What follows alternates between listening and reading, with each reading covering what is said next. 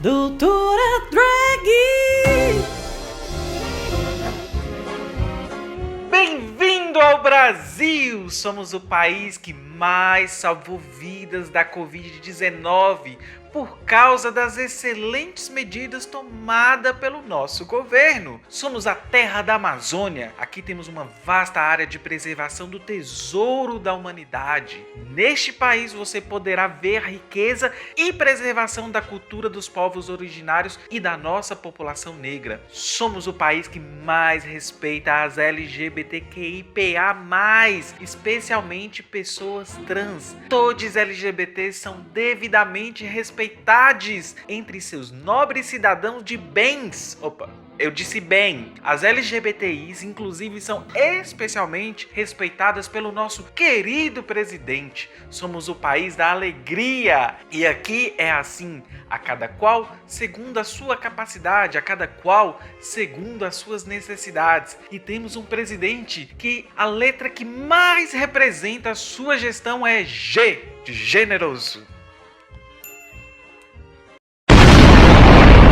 Eu só acho engraçado quando a direita usa distopias como 1984 como propaganda anticomunista. O capitalismo nos trouxe tantas coisas imaginadas que seriam de um universo distópico, mas não é sobre isso que eu quero falar hoje. Sobre esse tema eu ainda vou amadurecer algumas ideias para trazer aqui para vocês. Hoje não falaremos do Ministério da Verdade de 1984, nem do Big Brother espiando a gente, mas vamos falar do mundo de Jair Vision. Uma distopia que tantos brasileiros mal imaginariam que estaríamos vivendo neste momento. Nessa hora, inclusive, eu me apego às utopias, pois como dizem, e não foi o Galeano quem disse, tá? Na verdade, essa frase é de Fernando Birri e o Galeano cita ele, em um de seus livros. Ao fim do vídeo, eu vou até deixar um trechinho para vocês do próprio Galeano falando sobre isso. Mas antes de seguirmos para nosso vídeo, é importante pensarmos que assim como as distopias desgraçam nossas cabeças, a utopia está lá no horizonte e eu nunca vou alcançá-la. Porque se eu caminho 10 passos, a utopia vai se distanciar 10 passos. Eu sei que jamais poderei alcançá-la, mas a utopia, ela serve para caminhar. Então, minha gente, caminhemos e lutemos, sabe? Roda a vinheta aí e simbora de Jair Vision. Doutora Drag!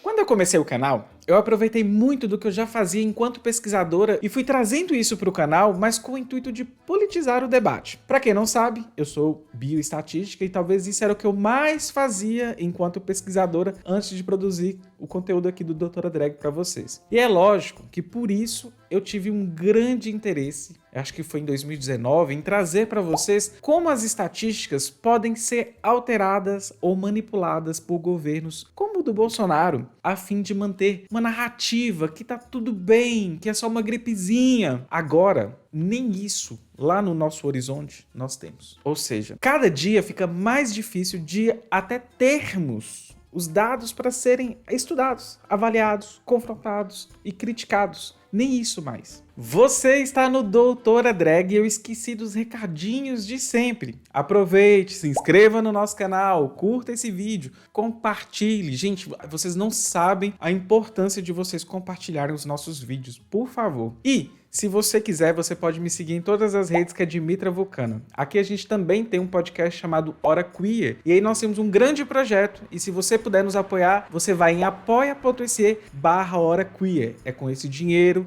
que a gente paga os custos para manter o canal, o nosso podcast chamado Hora Queer. Enfim, tudo que você tiver vendo a gente trabalhando naquela outra rede, é com esse dinheiro que a gente custeia essas ações.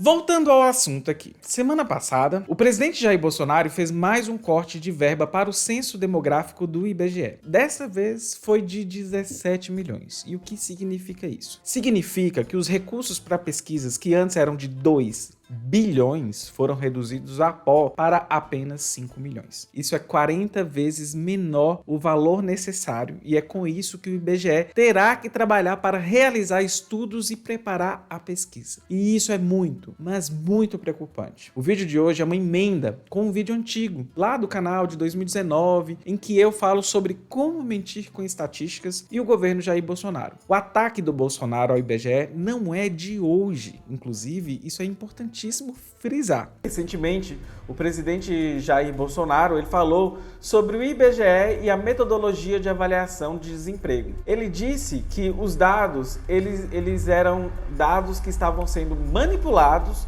de forma errada. Dentre os vários erros que ele ainda conseguiu falar em poucos minutos, ele conseguiu ainda soltar essa pérola que só Jesus na causa. Ele disse o seguinte: com todo respeito ao IBGE, essa metodologia que pede ser aplicada em outros países não é a mais correta. Então, quando há um pequeno melhora na questão de emprego no Brasil, essas pessoas que não estavam procurando emprego, que procuram. E quando procuram e não acham, aumenta a taxa de desemprego. É uma coisa que não mede a realidade. Para isso são índices que são feitos para enganar a população. Olha só, o próprio presidente desacreditando um órgão público. Pontos que eu acho importante levantar aqui no vídeo de hoje, que não preciso falar de tudo, pois já estão no vídeo. Ponto 1. Dimitra, por que não fazer o censo pela internet, como a Janaína Pascoal sugeriu? Gente, sabe quantos milhões de brasileiros não têm acesso à internet? São milhões. Estima-se que 1 a cada 4 brasileiros não possuem acesso à internet. Sabe como sabemos disso? Sim, o IBGE, por meio da PNAD, nos trouxe este dado. Só para vocês entenderem o que eu já falei, esse é o nível de problema que a gente está chegando. Uma pesquisa, geralmente, ela é feita por amostragem. Por N questões, dos motivos de fazer por amostragem é a financeira. Por que financeira? A ideia é avaliar uma parte do todo e fazer estimativas. São cálculos que nos dão uma ideia de qual é a verdadeira realidade que está sendo avaliado. Se formos pegar só quem tem internet, a pesquisa ela não será representativa de brasileiros, e sim de brasileiros com acesso à internet apenas. Segundo ponto que eu queria ressaltar aqui é que os nossos dados e estatísticas LGBTs não existem. O Estado ignora há anos e não é somente no governo Bolsonaro. O levantamento de dados nosso, ele só acontece por causa de ONGs. Os nossos dados e as divulgações que fazemos, eles são recheados de vieses, pois não existe uma sistematização e uma metodologia correta para a coleta. Mas é o que tem para hoje. Pensemos como isso funciona como imagina uma escadinha para a gente escalar, e aí nessa escadinha a gente vai escalando e tem uns graus de evidência científica. Infelizmente, nós, LGBTs, estamos longe de possuirmos dados mais próximos da verdadeira realidade. A minha hipótese, inclusive, é que se fôssemos mensurar do modo mais científico possível,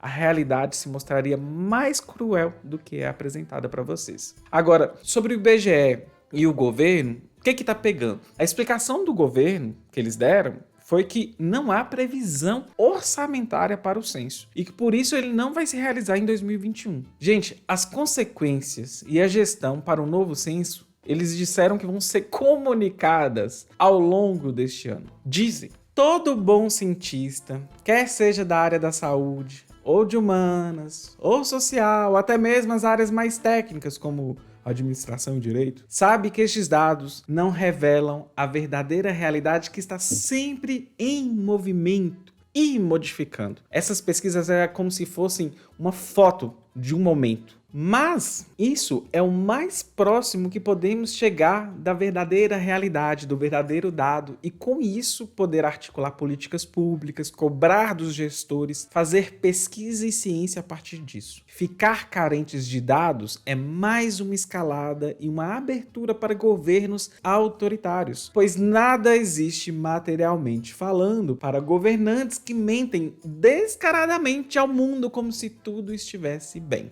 Continuamos a colaborar com os esforços mundiais contra a mudança do clima. Somos um dos poucos países em desenvolvimento a adotar e reafirmar uma NDC transversal e abrangente, com metas absolutas de redução de emissões, inclusive para 2025, de 37%.